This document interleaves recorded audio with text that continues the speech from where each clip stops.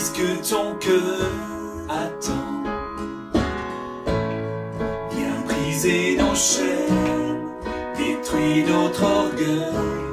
Seigneur, fais-le maintenant. Oui, nous voulons être un peuple embrasé, l'Église que ton cœur attend. Viens briser nos chaînes, détruis notre orgueil.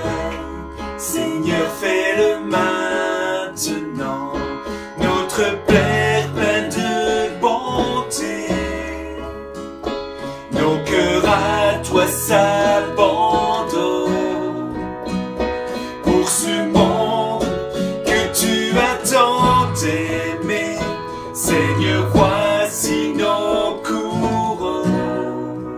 Esprit de Dieu, Esprit du Dieu vivant, souffle du nord, souffle du sud, souffle de l'est, souffle de l'ouest, Esprit de Dieu, Esprit du Dieu vivant, souffle des quatre vents et descend sur nous.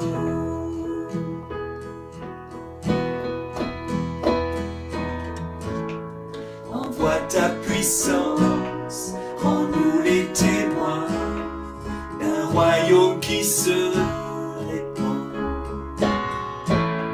Fais brûler nos cœurs au sein des ténèbres, comme un phare dans l'océan.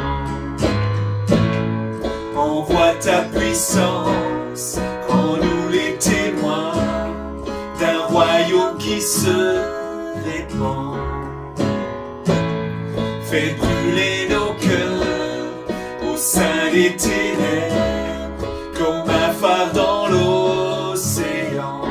Notre Père plein de bonté, Dieu de tendresse et de grâce, pour ce monde que tu as tant aimé, fais briller sur nous ta face, Esprit de Dieu, Esprit du Dieu vivant, souffle du nord, souffle du sud, souffle de l'est, souffle de l'ouest, Esprit de Dieu, Esprit du Dieu vivant, souffle des quatre vents et descend sur nous.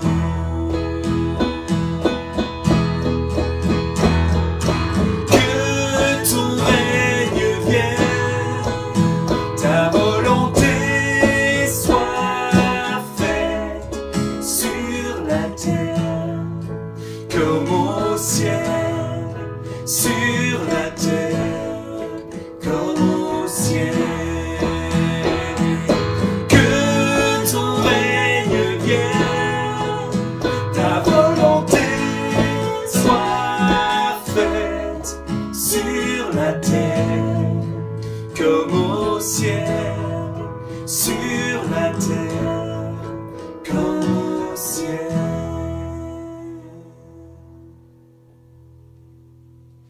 Voilà, bonjour à tous. C'est un plaisir pour moi d'apporter le message, qui est le deuxième message d'une série de 4 messages qu'il est prévu que je donne à Espace Rencontre dans le cadre aussi de mes études.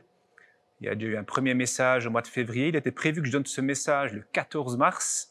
Et c'est là sont arrivées toutes les mesures liées au Covid. Donc voilà, c'est reporté à bientôt. Et j'aimerais vous parler du thème de l'œuvre transformatrice de Dieu dans nos vies. En d'autres termes, Dieu nous transforme, il transforme nos vies, mais aussi pour que l'Église elle-même soit transformée. L'objectif de ce message, c'est de pouvoir vous donner quelques pistes, quelques réflexions sur ce que signifie cette œuvre transformatrice de Dieu dans nos vies. Nous allons lire 2 textes bibliques, le premier qui est dans 2 Corinthiens 3 et aussi dans Jean 8 qui seront la base de ce message. Ce thème de la transformation, des changements, je pense qu'il est tout à fait actuel avec ce qu'on vit aujourd'hui avec le coronavirus. Beaucoup de gens se posent des questions. Est-ce que quelque chose va changer? Est-ce qu'on sera transformé? Est-ce que le monde sera changé? Dans quel sens? Pour le mieux, c'est ce que j'espère. Et quel mieux? L'avenir nous le dira. Mais je pense que ce que nous vivons aujourd'hui peut amener des transformations dans notre vie, mais aussi dans notre société. Commençons par ce constat.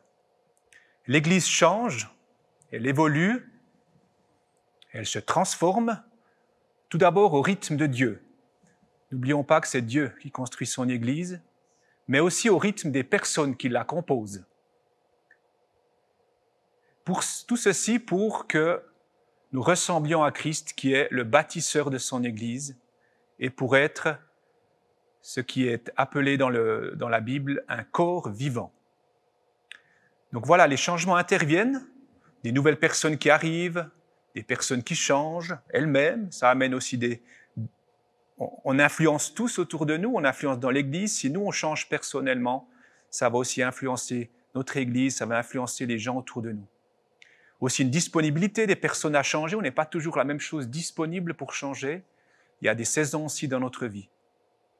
Et ce processus de changement qui est en cours, il nous préserve parfois de traditions pouvant devenir trop pesantes. On fait toujours la même chose et on a besoin de changer.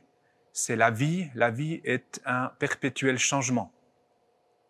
Jésus l'a beaucoup lutté contre les religieux en raison de leur manière légaliste d'interpréter et de vivre les commandements de Dieu. Donc voilà ce premier constat, notre Église, elle est transformée à la ressemblance de Jésus-Christ en acceptant d'être régulièrement transformée à la ressemblance des membres qui la composent, qui changent également, des nouvelles personnes, les enfants qui grandissent, des personnes qui changent à titre individuel. Et cette transformation est appelée, un terme un peu plus spirituel qu'on entend parfois, la sanctification, qui a une connotation, je dois dire, parfois un peu pesante ou un peu négative, soit de devenir saint, de devenir parfait, alors que seul Dieu est parfait. Lisons maintenant le texte biblique qui va soutenir cette méditation. Il se trouve dans 2 Corinthiens 3, les versets 15 à 18. Jusqu'à aujourd'hui, quand les écrits de Moïse sont lus, un voile recouvre leur cœur. Mais lorsque quelqu'un se convertit au Seigneur, le voile est enlevé. Or, le Seigneur, c'est l'Esprit. Et là où l'Esprit du Seigneur est, là est la liberté. Nous tous qui sans voile sur le visage, contemplons comme dans un miroir la gloire du Seigneur, nous sommes transformés à son image, de gloire en gloire. Dans ma version que j'ai prise, il y a ces petites lettres à côté de gloire qui signifient de gloire en gloire, c'est-à-dire en progressant dans la sainteté ou bien en passant de la gloire terrestre à la gloire à venir. Quelques éléments d'exégèse qui peuvent nous aider à comprendre aussi ce que Dieu veut nous dire aujourd'hui par ce texte. Je vous ai parlé dans le premier message qu'on parle parfois du monde derrière le texte, tout ce que le texte ne dit pas. Alors la première question qu'on se pose, qui est l'auteur? Alors ça, je pense que vous le savez tous, c'est l'apôtre Paul. Et j'ajoute ici que cette lettre aux Corinthiens, donc toute cette lettre de 2 Corinthiens, contient beaucoup d'informations au sujet de Paul lui-même. On pense que c'est Paul lui-même qui l'a écrite de sa propre main et non dictée comme d'autres épîtres de Paul. Quand est-ce que ça a été écrit? On estime entre 50 et 60 après Jésus-Christ. Vous voyez, il y a déjà un petit moment. On est aujourd'hui en 2020. Ça fait passer bientôt 2000 ans, on estime que ce texte a été écrit. Quel style de texte? C'est une épître, une lettre. Voilà. Paul adressait des lettres aux églises, les églises qu'il connaissait, qu'il avait mis en place. Et le thème général de ce chapitre 3, là nous avons lu un extrait, les versets 15 à 18, c'est l'œuvre de l'Esprit et que l'œuvre de l'Esprit est meilleure que celle de la loi. Et ce chapitre s'insère dans une série de textes entre le chapitre 1 et 7 dans lesquels Paul explique son comportement et son travail d'apôtre. Pourquoi il doit l'expliquer? Il s'adresse ici à une église, l'église de Corinthe, qui a ses particularités. C'est une église composée de Juifs et de Grecs. Et les leaders voulaient que tous obéissent à la loi de Moïse, donc à la loi des Juifs. Ils enseignaient un Jésus différent de celui enseigné par Paul, et ils étaient aussi prêts à accepter un autre évangile que celui annoncé par Paul. La ville vivait avec un passé difficile à changer, marqué notamment par des divinités grecques comme la célèbre Artémis.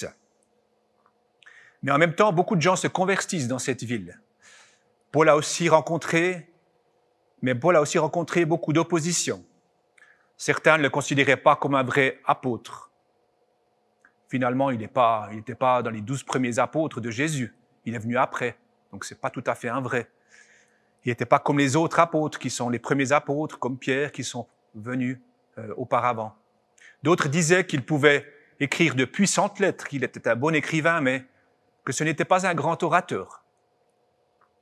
De plus, il semble n'avoir pas une très bonne santé, comme on le lit à notre place dans les épîtres de Paul, mais il considérait ça comme quelque chose qui le préservait de l'orgueil. On parle d'une écharpe dans la chair, alors on ne sait pas précisément ce que c'est, ça peut être éventuellement un problème de vue, c'est une des interprétations qu'il voyait très mal, mais c'était quelque chose qui le préservait de l'orgueil. Le monde du texte, je ferai juste une remarque par rapport au verset 18. Selon les versions, il est écrit « nous regardons » ou « nous contemplons » comme dans un miroir la gloire de Dieu. Donc nous avons un rôle actif.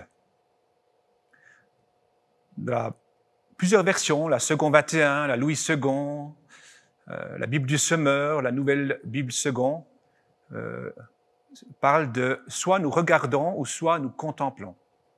D'autres versions, comme Parole de vie ou la Bible en français courant, utilisent nous reflétons, comme dans un miroir, la gloire de Dieu. Vous voyez, c'est intéressant, on voit déjà deux attitudes face à ce miroir. Est-ce qu'on regarde dans le miroir ou est-ce qu'on reflète quelque chose dans ce miroir?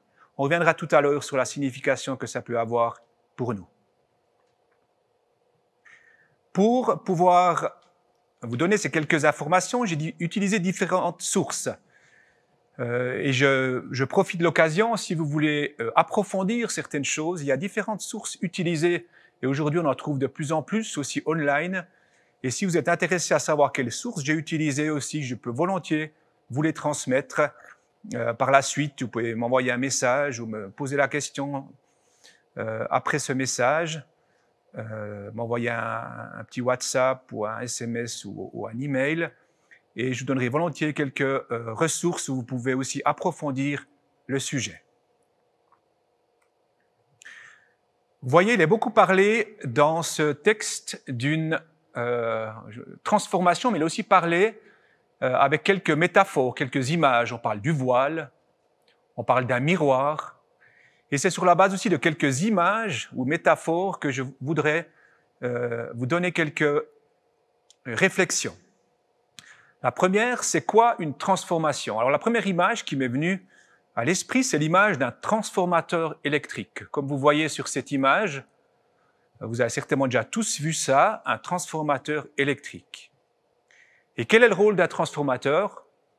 Eh bien, il transforme l'électricité, alors ça c'est basique, mais ce que j'ai trouvé aussi sur des sites notamment d'un fournisseur de services qui s'appelle Eni, on le trouve aussi en Suisse, il donnait une définition, le rôle des transformateurs est de contrôler l'énergie en la transformant en un courant à moyenne ou basse tension pour le réseau de distribution. Donc on voit ces grands fils électriques qui sont à une haute tension, qui peut aller jusqu'à des tensions, qu'est-ce que j'ai lu là, des tensions qui peuvent aller jusqu'à des 36 000 volts dans les hautes tensions. Et puis nous, on utilise en général du 220 ou du 230 volts. Donc voilà, il y a le besoin de transformer cette électricité de jusqu'à 36 000 volts en une électricité de 220 volts. Alors qu'est-ce que ça peut signifier? Une explication que j'y donne de mon côté, c'est que voilà, quand on marche avec Dieu ou quand on marche sans Dieu, quand on essaye de faire, on est un peu comme ce courant à haute tension. C'est un courant qui est là, mais haute tension, il n'a pas ou difficilement d'utilité. Par contre, il doit être, si on est prêt à se connecter à Dieu, à ce transformateur, j'ai envie de dire, il nous transforme en un courant à moyenne ou basse tension, un courant qui peut déployer son plein effet sans faire de dégâts. J'avais un peu cette image, ce courant à 10 000 volts, je pense que si il entrerait dans nos foyers ou même si on le touchait, c'est un courant qui est juste pas utilisable comme tel, il est trop puissant. Alors voilà, nous on reste le courant électrique, on reste qui on est, mais d'une autre manière. Notre personnalité reste la même, mais elle devient plus, entre guillemets, utilisable ou plus faible, ou avec une tension moins forte. Moi, je m'imaginais plus aimante, on devient plus patient, plus bienveillant. Et je pense ici aux fruits de l'esprit que l'on trouve dans Galates 5, 22. Le fruit de l'esprit, c'est l'amour, la joie, la paix, la patience, la bonté, la bienveillance, la foi, la douceur et la maîtrise de soi. Une des manières pour rendre le courant, alors je ne suis pas électricien ni ingénieur en électricité, mais je me souviens juste d'une formule qu'on avait appris au gymnase, URI, comme le canton d'Uri, la tension égale la résistance fois l'intensité. Donc une des manières utilisées par ces transformateurs, c'est diminuer la résistance pour arriver à une tension plus basse. Et je me posais la question, est-ce que c'est parfois aussi pas notre résistance au changement qui nous empêche d'être transformés? Cette image, vous pouvez la voir, vous pouvez peut-être avoir d'autres images ou d'autres significations qui vous viennent en voyant cette image du transformateur. Deuxième image, deuxième métaphore, qui est touché par cette transformation? Vous voyez ici un enfant qui grandit. D'abord, il est assis, 4 pattes, il se lève, il devient adulte. Donc c'est un processus normal de croissance de l'être humain, mais de chaque chrétien aussi. Au verset 16, nous avons lu « Mais lorsque quelqu'un se convertit au Seigneur, le voile est enlevé. » Ainsi, la présence glorieuse du Seigneur peut impacter nos vies. Sous l'Ancienne Alliance, avant la venue de Jésus, il n'y avait pas cette révélation. Raison pour laquelle, comme on l'a lu, il y avait comme un voile sur leurs pensées. Cette révélation n'était pas complète. Le voile, on en parle aussi dans les évangiles pour expliquer l'œuvre du salut en Jésus-Christ. Le voile du temple a été déchiré de haut en bas. Ça a eu lieu, je lis ces 2 versets, quand Jésus est mort à la croix. Je le lis de Matthieu 27, 51. D'abord le verset 50. « Jésus poussa de nouveau un grand cri et rendit l'esprit. Et voici que le voile du temple se déchira en 2, depuis le haut jusqu'en bas. La terre trembla, les rochers se fendirent, les tombeaux s'ouvrirent et les corps de plusieurs saints qui étaient morts ressuscitèrent. »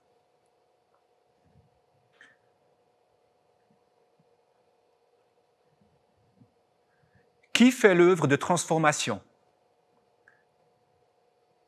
Vous avez ici 2 images que j'ai trouvées en regardant sur Internet. La première, un arbre. Vous voyez cet arbre, comment il a été transformé. Et en bas, vous voyez un rocher même. Avec l'érosion, à force d'avoir une érosion sur ce rocher, il a pris cette forme, comme un espèce de champignon. C'est tout l'effet du vent. Quelque chose qu'on ne maîtrise pas, quelque chose qui, un vent qui peut souffler fort, faible. Et pour nous, ce vent, c'est le Saint-Esprit. Donc l'œuvre de transformation dans nos vies, c'est pas nous qui la faisons. C'est le Saint-Esprit. J'insiste là-dessus parce que parfois, on peut considérer que cette œuvre de transformation comme des efforts personnels importants. Je dois me changer, je dois faire autrement, je dois. Mais avec Dieu, nous avons cette certitude et cette confiance que c'est l'Esprit Saint qui fait cette transformation en lui. Ça nous enlève de la pression, c'est pas nous qui pouvons nous transformer, c'est lui qui agit.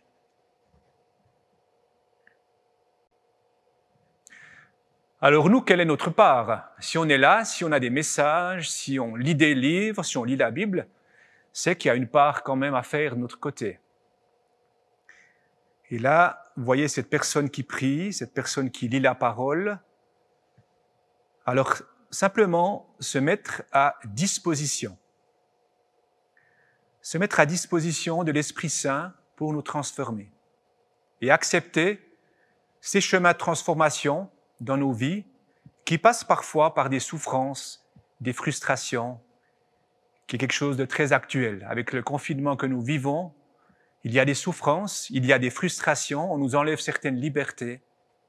Mais prenons-les du bon côté, j'ai envie de dire, que ces frustrations, ces difficultés momentanées nous amènent à certaines transformations dans nos vies et dans notre société. La technique, qui est très bonne, je ne la remets pas du tout en question, la technique est utile, et tout ce qu'on peut faire actuellement en confinement pour pouvoir, ne serait-ce aussi que vous transmettre ces messages, c'est merveilleux. Mais la technique, elle a un côté fondamental, elle veut enlever tout ce qui nous gêne, sous 3 angles. Tout ce qui nous gêne, ça veut dire tout ce qui nous prend du temps, tout ce qui nous coûte, en argent, mais aussi en temps, et tout ce qui est compliqué. Ça, c'est un peu quelque chose de basique, où on peut voir de façon générale le progrès technique. Et ce qui est la difficulté, parfois le défi aussi avec Dieu, c'est que Dieu, souvent, il a notre logique.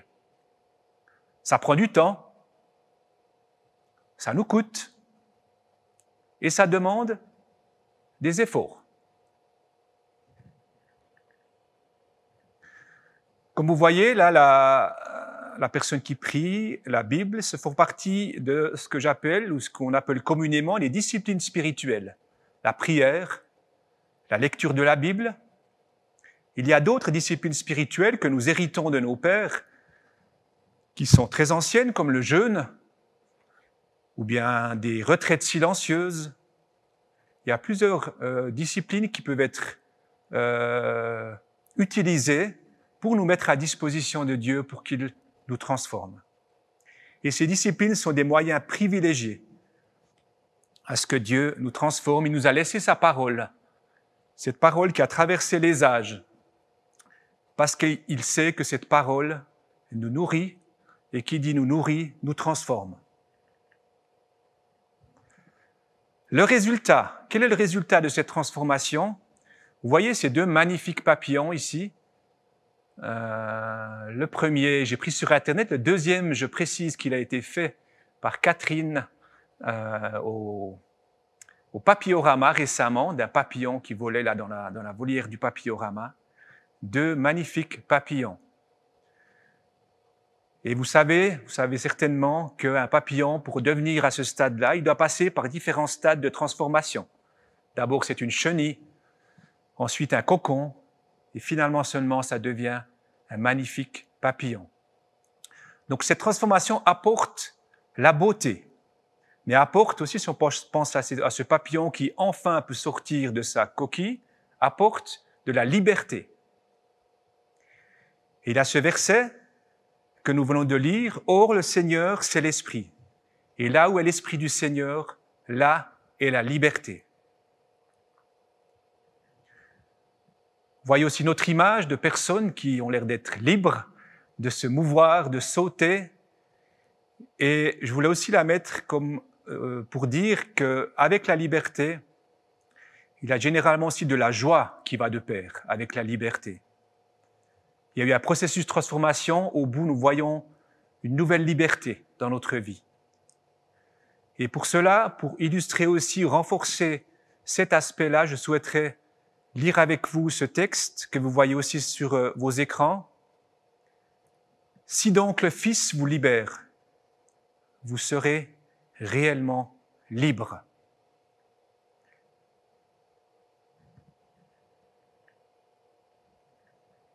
Jésus le Fils nous a libérés afin qu'on ne soit plus esclaves.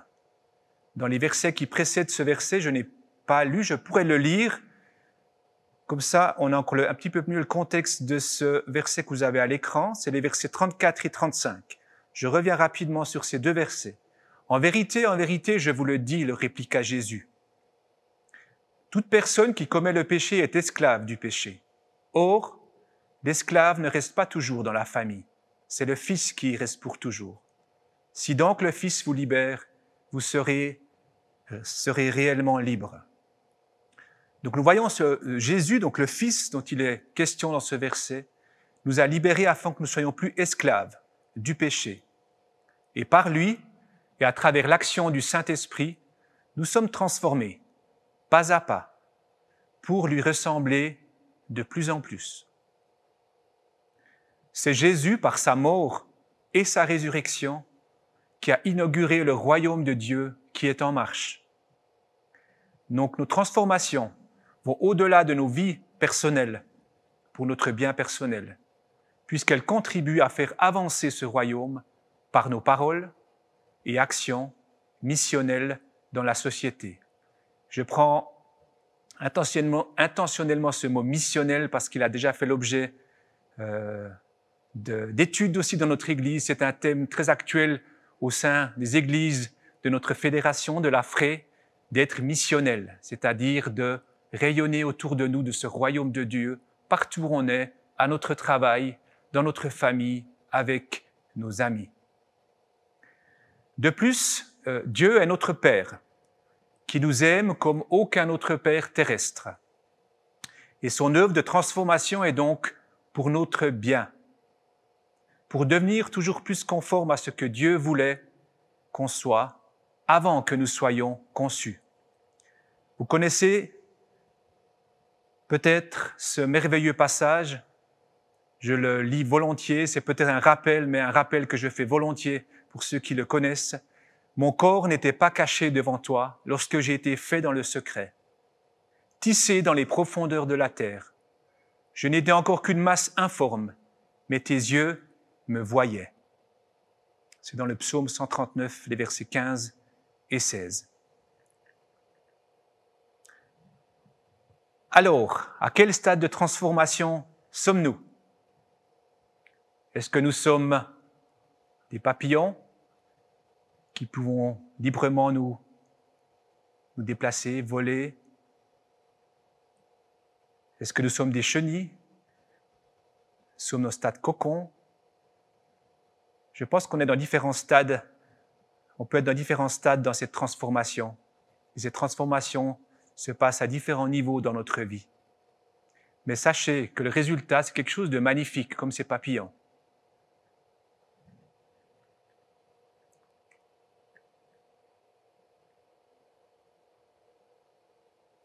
J'en arrive à la conclusion. Voyez cette image de la croix et cette image du miroir, comme nous avons lu dans ce texte. Sous cette nouvelle alliance dont Paul fait mention dans ce texte, nous pouvons regarder à Jésus dans ce face-à-face. Et nous sommes transformés pas à pas à la ressemblance de Christ. Vous vous souvenez, je vous ai parlé qu'on peut interpréter ce texte soit qu'on regarde à lui, qu'on le contemple, donc soit en regardant à lui et en étant un miroir qui reflète qui il est, soit en nous regardant dans un miroir et en voyant le reflet que Dieu veut nous donner de qui nous sommes à ses yeux. Donc il y a deux dimensions, soit on regarde, soit on regarde à Dieu et on reflète quelque chose de lui, soit on regarde dans le miroir en se voyant, et en se voyant, on voit un reflet de Dieu, de qui nous sommes et de qui il nous dit qu'on est, de qui on est à ses yeux, avec toutes ces promesses aussi qu'il nous donne dans sa parole. Ce chemin de transformation est un chemin adapté à chacun de nous. Jésus étant le chemin, nous avons la promesse qu'il est toujours avec nous et que son œuvre de transformation qui nous fait passer de la gloire terrestre à la gloire à venir, une autre traduction de gloire en gloire que nous avons lu dans ce verset 18, et chacune de nos églises est aussi le reflet des transformations vécues individuellement. Ainsi, on peut aussi en conclure que nos églises se transforment de gloire en gloire. Comme les miroirs de l'époque, ce n'étaient pas encore des verres qui renvoyaient une image très fidèle de la personne qui était devant. Notre reflet n'est pas parfait. Il est plutôt flou. C'est un espèce de métal qu'il fallait bien policher pour qu'il reflète plus ou moins avec fidélité la personne qui regardait ou l'objet que l'on voyait dans le miroir. Notre image parfaite du reflet de la gloire de Dieu sera là quand nous serons réunis avec Dieu, quand il viendra établir pleinement son royaume, quand, comme il est dit dans la prière de notre Père, sa volonté sera faite sur la terre comme au ciel. Nous allons non seulement le refléter, mais le voir. Quelle merveilleuse espérance qui nous encourage à persévérer et à laisser le Saint-Esprit nous transformer avec bienveillance et amour à l'image de Jésus-Christ, afin de refléter la gloire de Dieu notre Père, partout où nous sommes. Sa part, il l'a fait. Notre part, c'est de se mettre à disposition. Le résultat est un chemin de liberté et de beauté, comme nous pouvons voir cette image du papillon.